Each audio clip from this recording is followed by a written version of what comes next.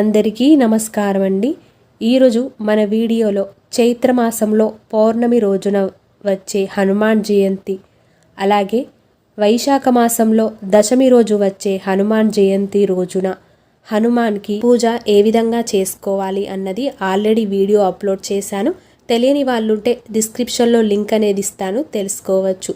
మరి ఈ పూజకు కావలసిన పూజా సామాగ్రిని మనం ఒకరోజు ముందే తెచ్చి పెట్టుకోవాలి కాబట్టి స్పెషల్గా వీడియో అనేది చేసి పూజా సామాగ్రి ఏమేం అవసరమవుతుంది అన్న దాని గురించి ఈ వీడియోలో అయితే మనం తెలుసుకుందాము.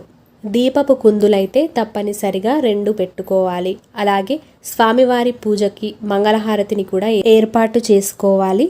మంగళహారతి ఇస్తూ పాట పాడితే హనుమాన్కి చాలా ఇష్టం. అలాగే ధూపాన్ని వేయడానికి ధూపం వేసేది, అలాగే నువ్వుల నూనె కానీ నెయ్యి కానీ కొబ్బరి నూనె కానీ అగరబత్తులు, అగ్గిపెట్ట, వత్తులు, అలాగే స్వామివారిని అలంకరించుకోవడానికి పూలమాలలు, తమలపాకులు, తాంబూలాన్ని సమర్పించడానికి అలాగే వాయినం ఇవ్వడానికి తమలపాకులనైతే వాడతాము.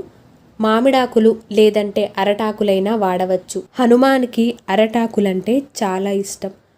ఈరోజు పూజలో అరటాకులు అలాగే అరటి పండ్లు పెట్టి పూజించినట్లయితే చాలా మంచిది. అలాగే విడిపూలను కూడా అష్టోత్తర శతనామావళి చదివేటప్పుడు విడిపూలనైతే మనం సమర్పించాలి. అలాగే నైవేద్యాలను చూసుకున్నట్లయితే వడపప్పు, పానకం, చలిమిడి. ఈరోజు ప్రత్యేకంగా హనుమానికి అరటి పండ్లనైతే నైవేద్యంగా సమర్పించాలి. 5 కానీ 9 కానీ 11 కానీ పెట్టి మనం నైవేద్యంగా అరటి పండ్లను సమర్పించినట్లయితే చాలా మంచిది. వీటన్నిటిని కూడా మనం ముందుగానే ఏర్పాటు చేసుకోవాలి. మరి నైవేద్యాలను ఎలా తయారు చేసుకోవాలి అన్నది ఆల్రెడీ వీడియో అనేది సపరేట్గా చేశాను, లింక్ డిస్క్రిప్షన్లో ఇస్తాను. తెలియని వాళ్ళు ఉంటే తెలుసుకోవచ్చు. అలాగే స్వామివారికి సమర్పించడానికి యజ్ఞోపవీతం అంటే వస్త్రాన్ని కూడా మనం ఏర్పాటు చేసుకోవాలి. చిన్న కలశపు చెంబును కూడా మనం ఏర్పాటు చేసుకోవాలి. ఆ తర్వాత ఆచమనీయం చేసుకోవడానికి ఒక చిన్న గ్లాసుని కూడా ఏర్పాటు చేసుకోవాలి. కర్పూర హారతితో హారతిని సమర్పించడానికి హారతి ఇచ్చేది, అలాగే గంటను కూడా ఏర్పాటు చేసుకోవాలి. పూజంతా కూడా పూర్తయిపోయిన తర్వాత కొబ్బరికాయను కొట్టడానికి ముందుగానే కొబ్బరికాయ ఏర్పాటు చేసుకోవాలి. హనుమాన్ జయంతి రోజున ఒక హనుమాన్కే పూజ కాకుండా సీతారాములకు కూడా పూజ చేసుకోవాలి. సీతారాములు ఎక్కడైతే ఉంటారో అక్కడే హనుమాన్ కూడా ఉంటాడు. అందువల్ల హనుమాన్ జయంతి రోజున తప్పకుండా సీతారాములకు పూజ చేసి ఆ తరువాతే మనం హనుమంతునికైతే పూజ చేసుకోవాలి. సీతారాముల ఫోటో ఇంట్లో లేనట్లయితే వెంకటేశ్వర స్వామి, లక్ష్మీదేవి ఫోటోని కూడా పెట్టుకొని చేసుకోవచ్చు. అలాగే స్వామివారి ఫోటోని ముందుగా అయితే ఏర్పాటు చేసుకోవాలి. చక్కగా ఫోటోని అంతా కూడా తుడుచుకొని గంధం కుంకుమ బొట్లతో అలంకరించుకోవాలి. ఇంట్లో సీతారాముల ఫోటో ఉన్నట్లయితే సీతారాముల ఫోటో వాడుకోవచ్చు.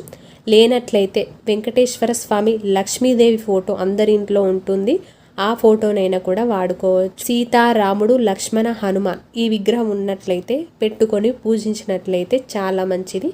హనుమాన్ ఫోటో ఉన్నట్లయితే హనుమాన్ ఫోటో అయినా విగ్రహమైనా ఏదున్నా కూడా పెట్టుకొని పూజ చేసుకోవచ్చు. హనుమాన్ ఫోటోని కూడా చక్కగా తుడుచుకొని సింధూరం, కుంకుమ బొట్లతో అలంకరించుకోవాలి. అలాగే ఈరోజు ప్రత్యేకంగా సింధూరం అయితే తెచ్చుకోవాలి. సింధూరంతో ఈరోజు పూజించినట్లయితే చాలా మంచిది. అలాగే హనుమానికి చాలా ఇష్టమైన తమలపాకుల మాలనైతే తయారు చేసుకోవాలి.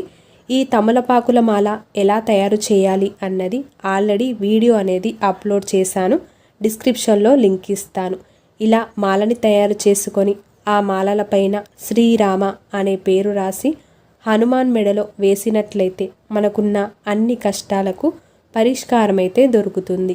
ఇలా మనము ముందుగానే పూజా సామాగ్రినంతా కూడా ఏర్పాటు చేసుకొని పూజలో కూర్చున్నట్లయితే మళ్ళీ లేవడానికి ఉండకుండా ఒకే దగ్గర పూజలో అయితే పూజ చేసుకుంటే చాలా మంచిది. మనం ఎప్పుడైనా కూడా పూజ చేసేటప్పుడు ఊకే లేస్తూ కూర్చుంటూ అలా అయితే పూజ చేయకూడదు. ఒక్కసారి పూజ స్టార్ట్ చేస్తే అయిపోయేంత వరకు కూడా అక్కడి నుండి కదలకూడదు. ఈ వీడియో మీకు నచ్చినట్లయితే తప్పకుండా మీ యొక్క లైక్తో నాకు సపోర్ట్ని తెలియజేసి మరిన్ని వీడియోస్ కోసం మన ఛానల్ని సబ్స్క్రైబ్ చేసుకొని పక్కన ఉన్న బెల్ ఐకాన్ని కూడా క్లిక్ చేయండి. ధన్యవాదములు.